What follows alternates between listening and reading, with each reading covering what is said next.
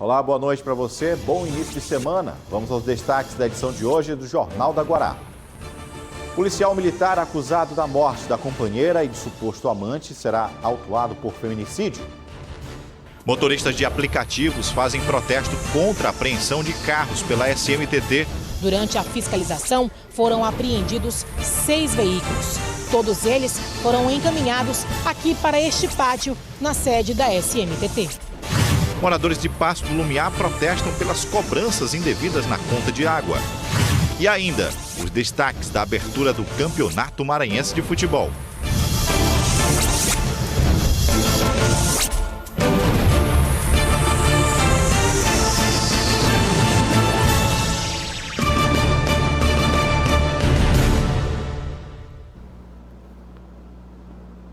Olha, o sargento da Polícia Militar, Carlos Eduardo Nunes Pereira, que assumiu que matou a companheira e o suposto amante, será autuado por homicídio e feminicídio.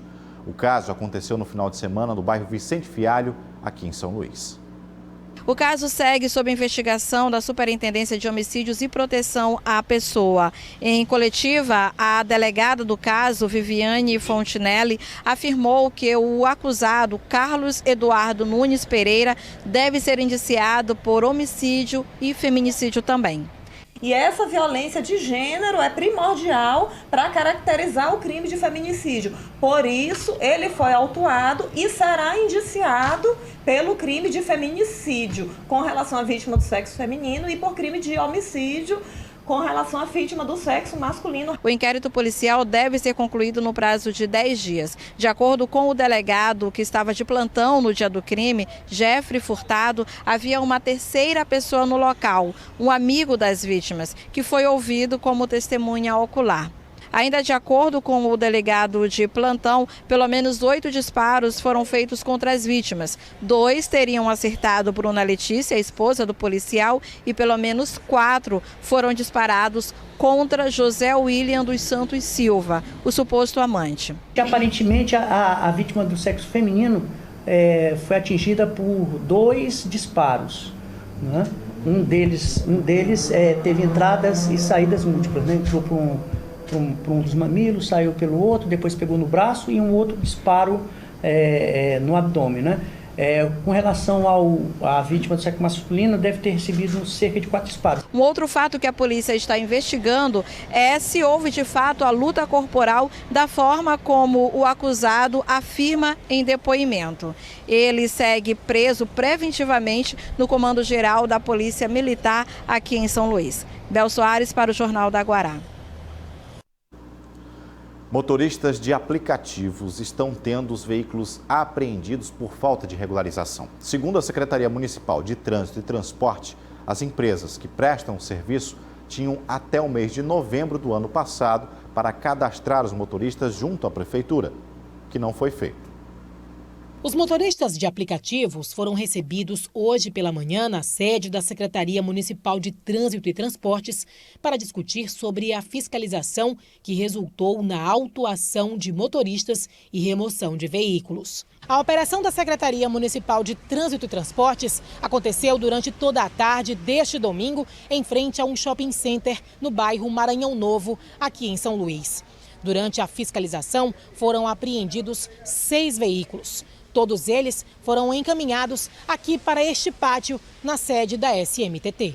Uma das pessoas que teve o carro apreendido foi Eanes, que trabalha há 1 ano como motorista do aplicativo Uber. E diz que a abordagem foi constrangedora não só para ele, mas também para a passageira que estava dentro do veículo. Foi uma abordagem da gente bastante constrangedora. A gente estava trabalhando no momento, eu tinha deixado uma passageira e já tinha aceitado a outra corrida e ia pegar a passageira. Quando a passageira veio, no meio da abordagem da gente, ela ficou até constrangida e voltou para dentro do shopping. O encontro foi a portas fechadas no gabinete do secretário Canindé Barros, que não quis receber nossa equipe de reportagem.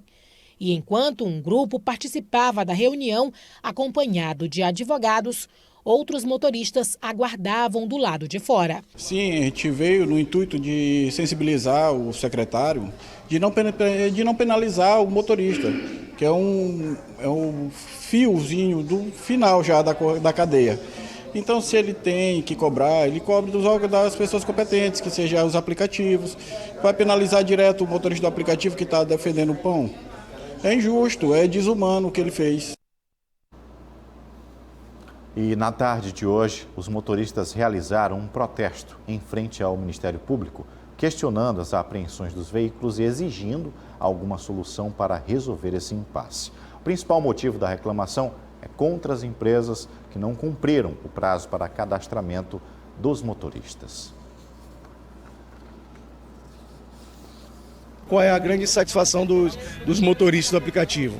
É que a lei, na verdade, criou uma obrigação para a Uber, para a Pop, e eles foram notificados pela promotoria para que tomasse as providências e notificasse a cada motorista sobre a necessidade de se adequar, e eles não notificaram. Então, assim, os motoristas todos foram pregos, entre aspas, de surpresa, por conta de que a exigência que era eles levar uma relação de motorista não foi levada para a SMTT e logo eles não puderam se regularizar. Ou seja, para quem é o motorista está totalmente penalizado. Moradores do bairro Itaquibacanga se reuniram hoje com a Defensoria Pública para pedir ajuda para cobrar soluções de infraestrutura para o bairro. É a quarta vez que moradores do Anjo da Guarda provocam uma reunião como esta. Eles querem a urbanização do trecho da Avenida dos Portugueses entre a barragem do Bacanga e a entrada do Anjo da Guarda. Um dos pontos críticos é o acesso para a Vila Embratel, onde falta rotatória e sinalização. Que tem coisa que precisa ser feita com brevidade. Por exemplo, não existe faixa de pedestre na UPA, tem que ter. O retorno da entrada e saída da Vila Embratel não existe. Hoje a SMTT deveria apresentar um projeto para incluir a área reivindicada pelos moradores e buscar a parceria para a execução entre os possíveis parceiros, empresas públicas e privadas, como Vale e EMAP. A reunião não teve a presença nem da SMTT e nem do DENIT. Se houver possibilidade da EMAP participar e ajudar a comunidade, é lógico que a EMAP está de braços abertos para fazer essas parcerias, que são muito importantes para todo o entorno aqui do Porto do Itaqui. Alguns projetos do governo do estado para o Anjo da Guarda estão em processo de licitação. Temos outras ações aqui já previstas, já com licitação em andamento, outras já concluídas, só esperando a abertura do sistema para contratação. Uma delas é o alargamento da Avenida dos Portugueses, que vai ali depois da barragem do Bacanga até um pouco depois da UPA, que é para aliviar aquele congestionamento do pessoal que entra para a UFMA. A comissão de moradores vai ter que aguardar um outro momento para ver o projeto de urbanização desta área ganhar um formato mais concreto. No próximo bloco, vamos falar sobre as medidas que o sistema judiciário do Maranhão tem adotado para diminuir o número de processos nas comarcas do estado. É um instante só.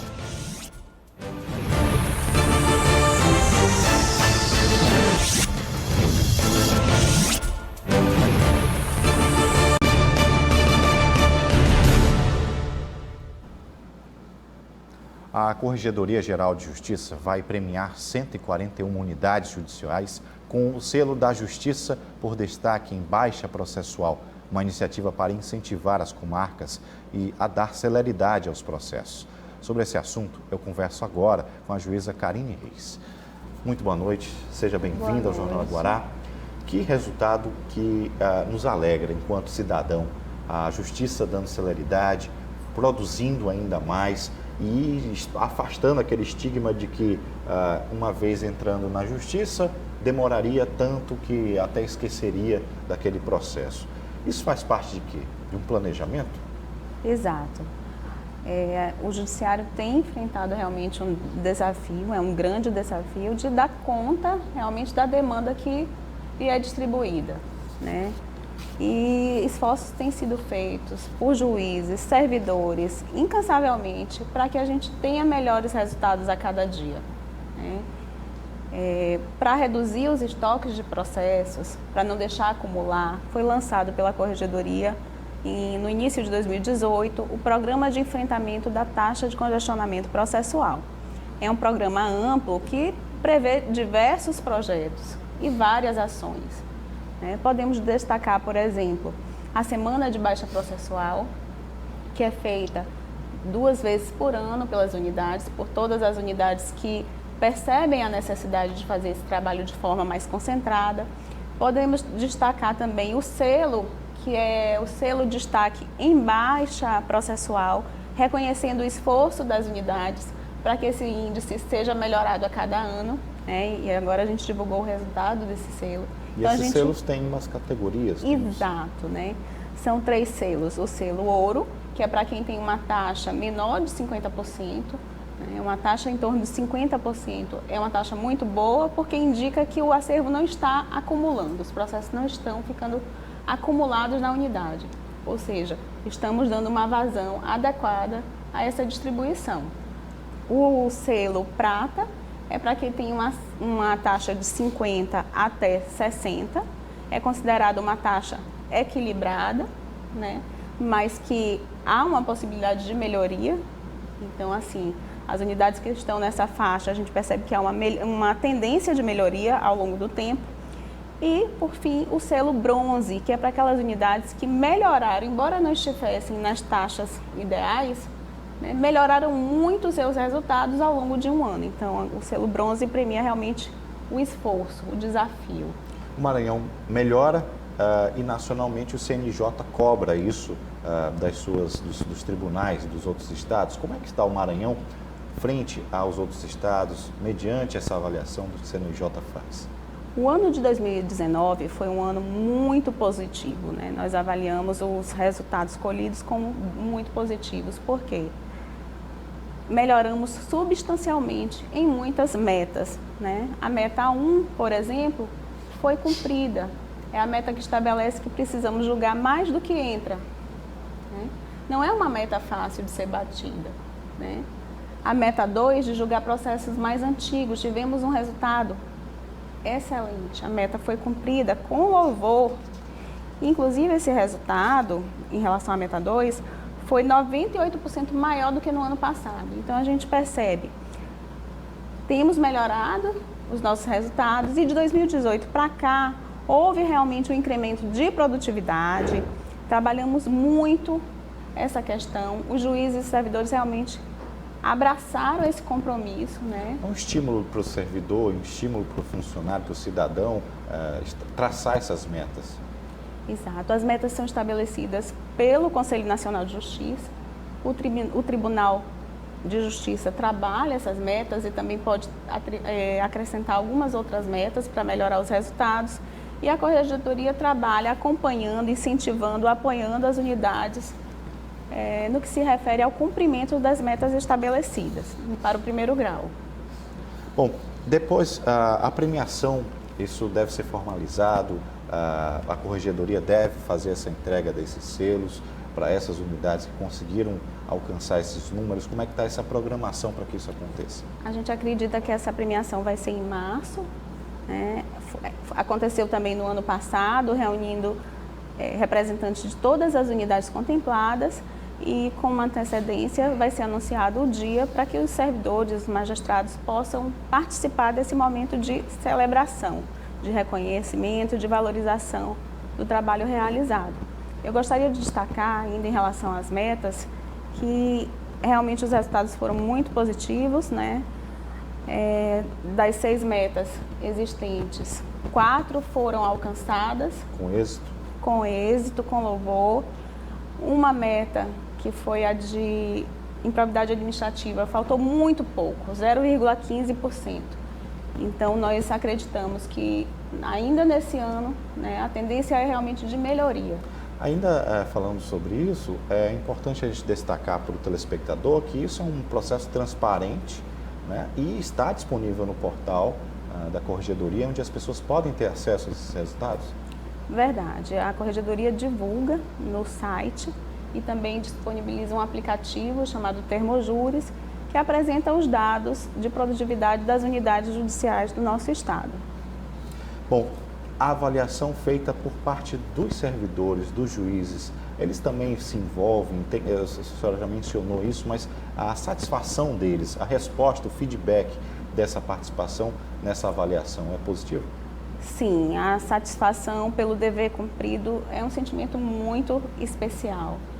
E a gente percebe que todos ficam muito felizes quando alcançam os resultados, porque isso demonstra a capacidade de encarar desafios, de superar as dificuldades, né? E de estar sempre podendo aprimorar o trabalho realizado. A gente trabalha muito no sentido de que tudo sempre pode ser aprimorado, não tem nada fechado, né? E o trabalho do judiciário também é desse jeito. A gente sempre tem que estar pensando ferramentas, ações que permitam uma melhor prestação de serviço à população, né? Esse é o nosso objetivo, trabalhar melhor, servir melhor, atender ao nosso jurisdicionado. A senhora acredita que o volume maior de pessoas que estão buscando a justiça, isso é visto com que tipo de avaliação? Existe uma crença muito forte ainda na justiça, por isso esses processos têm que dar tanta agilidade e velocidade para que isso seja sanado, as questões sejam devidamente apuradas. Qual a avaliação que a senhora faz da busca do cidadão pelo seu direito de justiça? Eu concordo contigo, eu acho que significa que as pessoas continuam acreditando no judiciário, né? Na verdade, muitas vezes, para muitas pessoas, é a última porta. A pessoa já percorreu um caminho longo, então ela busca no judiciário a solução da sua causa, do seu problema. E o judiciário realmente tem se empenhado em dar a prestação jurisdicional, em conciliar, né, em prevenir demandas e também em prestar o serviço julgando os processos, encerrando esses processos. Bom, é importante a gente destacar que esse tipo de atividade acontece no interior do estado, com as comarcas do interior. Esse envolvimento é amplo e está sendo satisfatório, revertido aí em premiação, não é isso, doutora? Exatamente. Bom, nós queríamos muito agradecer, parabenizar pelo trabalho, o alcance nesse serviço. Para o cidadão é algo muito valorizado, com certeza repercute positivamente. Agradecendo a doutora a juíza Karine Reis, auxiliar da Corregedoria Geral de Justiça, Planejamento Estratégico. Muito obrigado pela sua participação aqui. Nós agradecemos a oportunidade, estamos à disposição para contribuir, apresentando dados, novas informações. É importante que o cidadão tenha conhecimento do trabalho que é realizado. Perfeito. Obrigado. Boa noite. Bom, nós vamos seguindo. Depois do intervalo, os moradores de Passo do Lumiar protestam pelas cobranças indevidas na conta de água. A gente volta já. Doutora.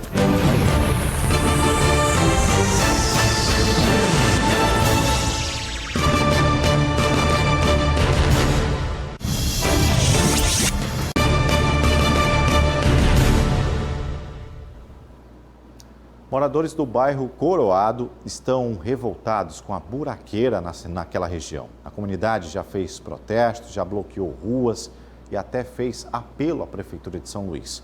Mas, por enquanto, as manifestações não vêm surtindo efeito. Com pedras e cones, os moradores da rua Almeida Garrett interditaram este trecho da via, indignados com a precariedade no asfalto, seriamente danificado com enormes buracos e muita lama na pista. Como é que está a situação dessa rua aí, ó? Bem ali na frente tem outro buraco horrível. Então aqui está fechado, sem determinação de abrir aqui. Esta outra moradora reclama que, por causa dos buracos, alguns motoristas usam parte da calçada da casa dela para desviar das crateras e estão prejudicando a estrutura da residência. Porque estava prejudicando minha casa, por isso que nós chamamos, que os carros estavam passando aqui na calçada, já quebraram aqui tudo.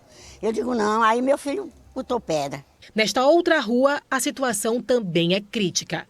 Além da falta de asfaltamento, o esgoto e a lama tomaram conta da via. Aqui, o mau cheiro é insuportável. Quando chove, fica os pedaços da fezes. Aqui, então nós estamos pedindo socorro. Que a pessoa venha aqui nessa rua olhar como é que está. Porque nós estamos pedindo socorro, porque nós não aguentamos mais.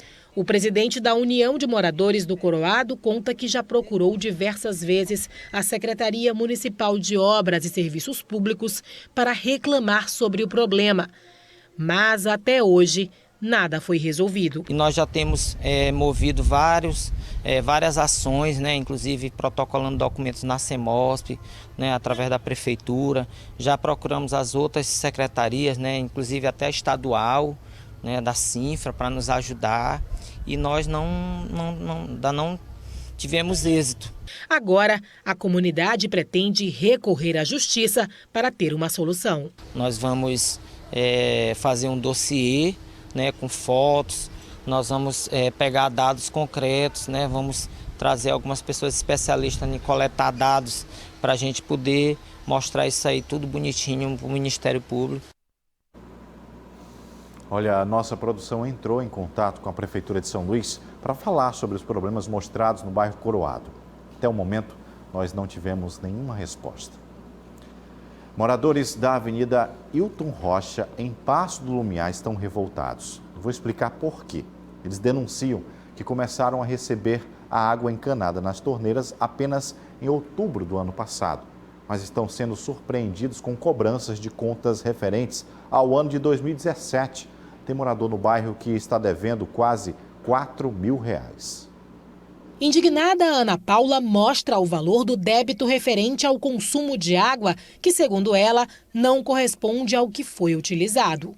Aqui, os valores das contas de água de aproximadamente 50 famílias do loteamento Presidente Vargas, que variam entre R$2 e R$4 mil, foram registrados pela empresa responsável pelo abastecimento de água no município de Passo do Lumiar, desde janeiro de 2017. Mas, de acordo com os moradores, eles só começaram a receber água encanada em outubro do ano passado. Antes, a comunidade era abastecida por um poço artesiano. Aqui a gente não tínhamos hidrômetro. Aqui o poço é comunitário, que dizem que é comunitário.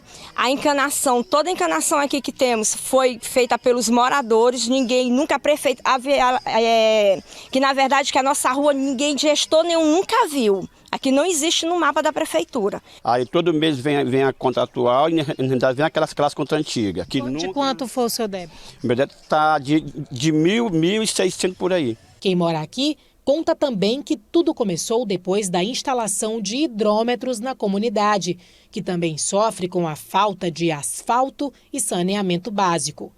Os moradores suspeitam ainda que a água está contaminada.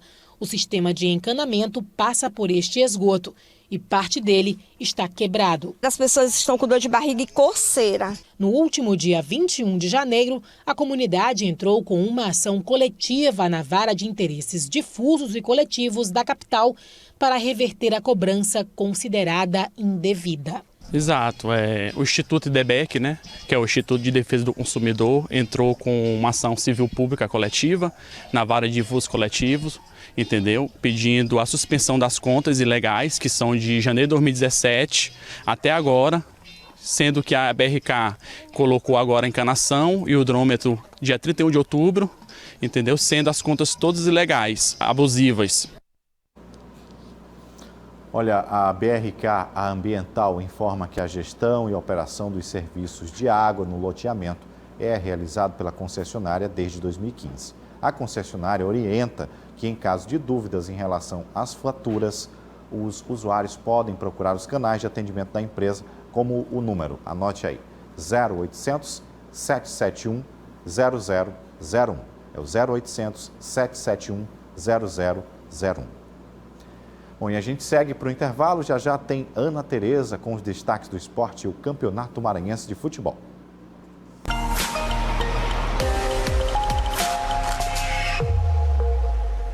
Para esta terça-feira, a Tábua de Marés se apresenta da seguinte forma: às 4 horas e 1 minuto, a baixa-mar, com 0,6 metros. Às 9h58, pré-mar, com 5,3 metros.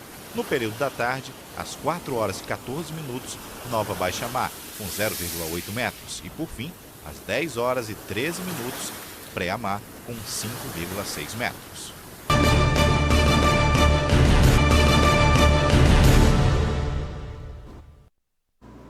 Já de volta, e no final de semana começou o Campeonato Maranhense de Futebol. Assunto, claro, para Ana Tereza, que traz os destaques dessa rodada cheia de gols. Boa noite, Ana. Boa noite. Seja muito bem-vinda. Obrigada. Eu digo mesmo boa noite, Hugo. Boa noite a todos que acompanham o Jornal da Guará. De volta à apresentação, né, nas férias da Bianca. Pois é. Olha, o Campeonato Maranhense começou e esse ano completa 100 anos de Campeonato Maranhense. Inclusive começou com MAC e Imperatriz. MAC ganhou Imperatriz 1-0. A gente tem um gol para mostrar, foi um gol contra. Tá aí, foi o gol contra do zagueirão Alisson. Teve uma jogada, passou uma pessoa na frente, mas tudo bem, então o MAC venceu o Imperatriz por 1-0. Lembrando que a Imperatriz é atual campeão maranhense, estreou bem também na Copa do Nordeste, venceu o CRB por 2-1 no Frei Epifânio. Bom, aí a gente teve também Motoclube e Juventude. Motoclube foi até São Mateus, venceu os donos da casa por 2-0. O primeiro gol saiu do Nailson. Nailson abriu o placar, inclusive ele foi eleito pela FMF como melhor em campo. E daí, o Moto... Aí foi comemorar com a torcida, Motoshop, deixa eu ver, Dragões da Fiel. Os torcedores viajaram para acompanhar a estreia do Moto com vitória. E aí ampliou o Anselmo, após o cruzamento do Doda, o Anselmo fez o segundo gol do Motoclube. Lembrando, Hugo, que o Juventude ganhou a Copa FMF, ganhou a Série B do Campeonato Maranhense também. Aí a gente tem as sonoras, agora a gente pode chamar as sonoras aí, tanto do Anselmo como também do Nailson. Vamos ver. É a sensação maravilhosa, né? Igual eu falei para os amigos ali. Primeiro gol pelo Moto, um time que é um time do meu estado, um clube que eu aprendi a amar. E graças a Deus fiz o primeiro gol e, por sinal, um belo gol, né? E graças a Deus a gente pôde sair vitorioso e vamos conquistar aí os objetivos passo a passo com humildade. Um prêmio individual, mas com a ajuda dos meus companheiros eu pude ganhar esse prêmio e claro que me motiva, mas sempre com humildade, sempre do jeito que eu fui e com certeza me motiva muito. Todo mundo se doou, todo mundo jogou aquilo que o professor queria, né? Então, estou muito feliz pelo gol. Tive mais 2 oportunidades, né? Acabei errando, mas é questão de primeiro jogo, falta ritmo de jogo também. Mas aos poucos a gente vai melhorando, vai pegando ritmo e vai errando menos. Então, o Anselmo e o Nailson, que foi eleito aí pela FMF o melhor em campo, estreia do Motoclube com vitória, como eu já falei, Hugo, presença marcante dos torcedores que foram a São Mateus para esse jogo contra o Juventude. E aí, legal, Hugo, os torcedores se envolvendo, né? Pois é, a torcida, é bom a gente ver a torcida prestigiando, porque o clube se faz pela sua torcida, né? E a gente sabe que o Campeonato Maranhense precisa do que o torcedor vá ao estádio, porque tem um incentivo financeiro também para que os clubes possam contratar e sobreviver também ao Campeonato Nosso Estadual, que esse ano está completando 100 anos. Teve chuva de gol aí, né? Teve chuva de gols, pois é, foi 4-1, Pinheiro goleando o Cordino lá no Costa Rodrigues, e aí o Pinheiro, por enquanto, lidera, né, a competição, lidera essa primeira rodada, aliás, né, que fecha hoje, daqui a pouquinho, contra Sampaio, encarando o São José. Eu já vou falar sobre esse jogo, só para destacar que hoje à tarde o Motoclube nas mídias sociais, no Twitter, no Instagram, anunciou 2 reforços. A gente tem aqui a latinha dos caras para montar, tá aí, ó. Pode colocar, preencher. Aí é o Wesley. É o Wesley que estava no ex-Tigre, né? É o lateral esquerdo, Wesley Heisman. Aí, parece alemão. E também o zagueirão Júlio César, ex-13 da Paraíba. Então, são os reforços do Motoclube. Os jogadores já estão no clube, já se apresentaram e ficam à disposição aí do técnico. Ó, falando então, Hugo, da rodada aqui, sim, primeira rodada, né? Que encerra daqui a pouquinho. Sampaio e São José, 8 horas da noite no Estádio Castelão. Sampaio Corrêa fechou a preparação no domingo. O técnico João Brigatti relacionou 19 jogadores. E lembrando, Hugo, que desde 2017 o Sampaio não vence o estadual, mas é o maior vencedor do estadual, tem 33 títulos. Sampaio, que fez 2 amistosos, venceu o River fora de casa e empatou contra o Juventude jogando em casa. Então é isso, só falar um pouquinho de São José. São José estreia nesse Campeonato Maranhense enfrentando uma crise. O técnico Danilo Brito não se acertou com a diretoria, portanto o ex-jogador Pires assumiu o time. É isso então. Estamos no começo, todo mundo se ajustando. Né? Exatamente. Tem tudo para dar certo, com certeza. Tem muito campeonato aí pela frente. Legal, então. Ana Tereza, a gente vai encerrando o JG por aqui. Amanhã tem muito mais informação a partir de 6h30 da noite. Nos próximos dias, você fica aqui conosco, acompanhando tudo que acontece na nossa cidade. Nosso próximo encontro é amanhã. Até lá. Boa noite. Boa noite a todos. Tchau, tchau.